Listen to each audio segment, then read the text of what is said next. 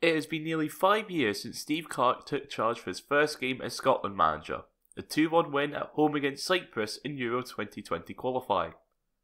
Since then, we have qualified for Euro 2020, our first major tournament in 23 years, made a World Cup playoff, got promoted to Nations League A, making us the best side in the British Isles, I will not clarify on that statement, and qualified for Euro 2024 automatically, with wins against Spain and Norway are helping along the way.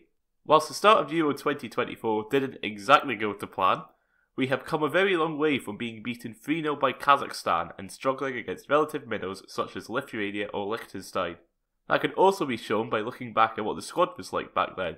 So in this video, we'll be looking at the squad that made up Steve Clarke's debut 11 and asking, where are they now? David Marshall, retired.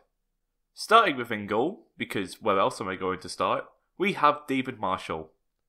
Marshall at the time was playing for Hull City in the English Championship, and was the first goalkeeper to start under Steve Clarke, having been called up for the first time since a 3-0 defeat to Slovakia back in 2016. Marshall would not keep a clean sheet against Cyprus, however, conceding in the 87th minute. Thankfully, Scotland went on to win, but Marshall will always be remembered for that night in Belgrade. Alexander Mitrovic would fail to convert Serbia's fifth penalty, being denied by Marshall, sending Scotland to Euro 2020. A first tournament for Scotland fans to see in almost a generation.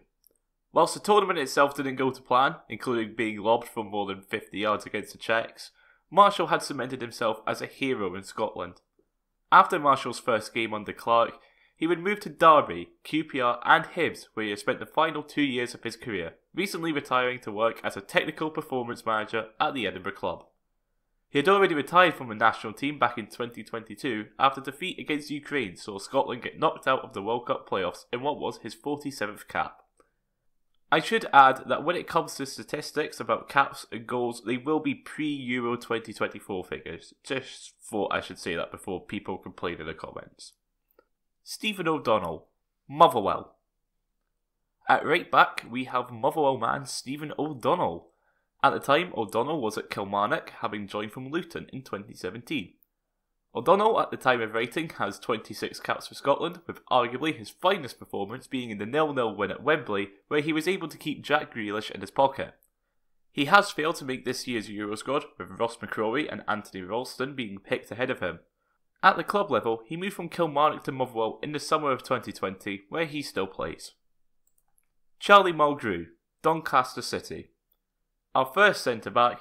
Next, we have Charlie Mulgrew.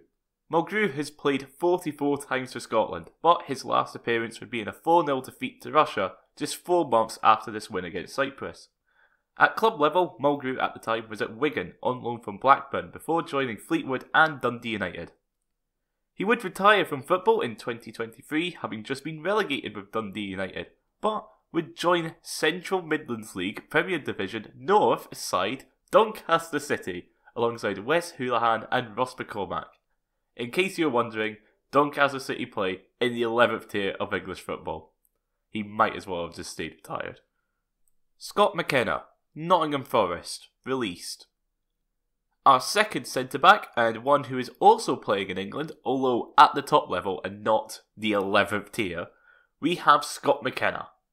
McKenna has made 33 appearances at the time of writing, but unlike Stephen O'Donnell, is on the plane to Germany. At club level, however, McKenna will be without a club at the end of June, with Nottingham Forest deciding to release him, having spent the season just gone on loan at Danish club FC Copenhagen. Hopefully he performs well at this year's Euros, allowing him to get a move to a new club. Andy Robertson, Liverpool. Our left back and captain then and now, we have Andrew Robertson.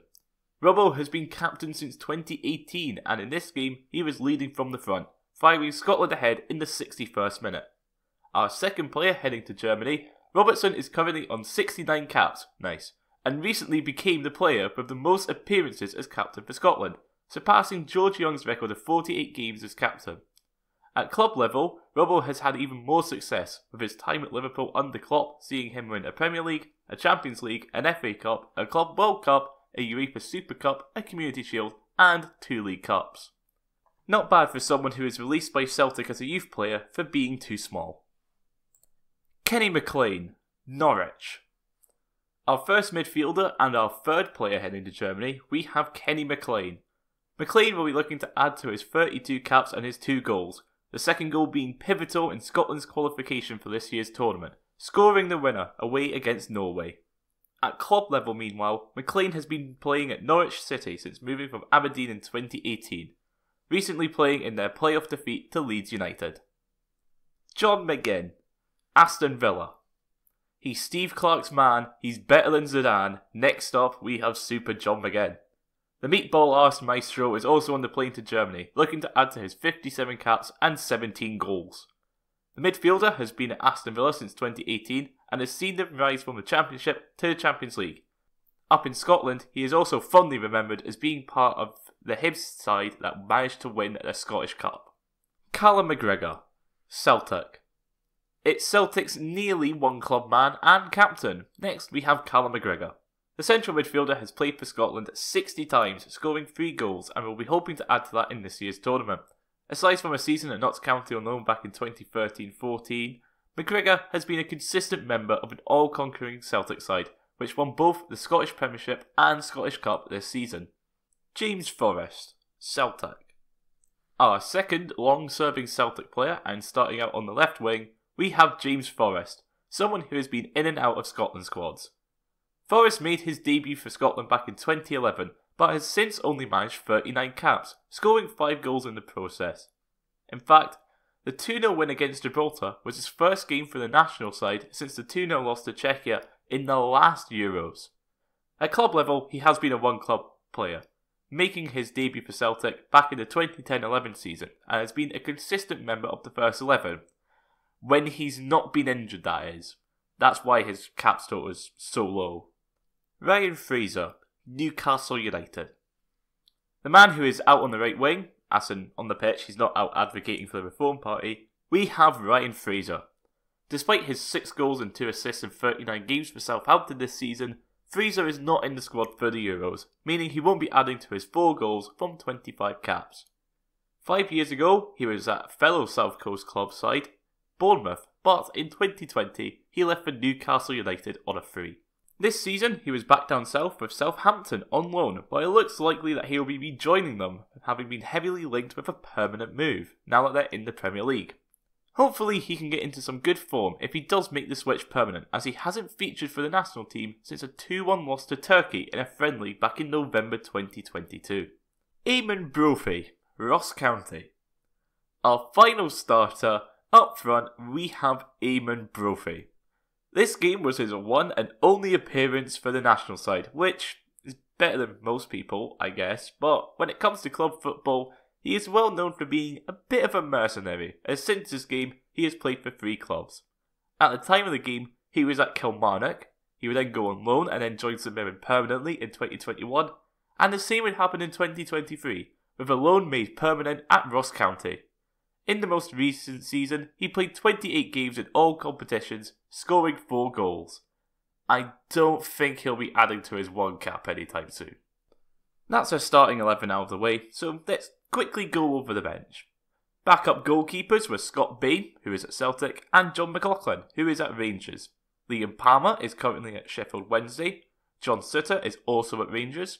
Stuart Finlay recently extended his loan move to Kilmarnock by an extra season from Oxford United. Scott McTominay has ascended to God status but is at Manchester United. Johnny Russell is over in the United States with Sporting Kansas City. Stuart Armstrong is set to be released by Southampton. Maybe if he passed it to the left or even hoofed it, then his career would be in a better place. I'm still not over that, Stuart. Mark McNulty is playing for Spartans. Tom Kearney is at Fulham, and the man who scored the winner was Oliver Burke, who is continuing his money laundering operation over in Germany with Werder Bremen. I have no idea how he is a footballer. I could not believe the fact that he was the one who scored the winner. We also have Greg Taylor, who is currently at Celtic. That's all for this video. A bit of a shorter one compared to some of the recent videos, but it is what it is. What have been your personal highlights of Scotland under Steve Clarke? Personally, mine is the penalty shootout against Serbia, with the wins against Spain and Israel being close behind. Of course, the usual requests of liking, sharing and subscribing are appreciated, and I'll see you in the next video. Bye. Or should I say Auf Wiedersehen? Auf Wiedersehen. We are in the Euros.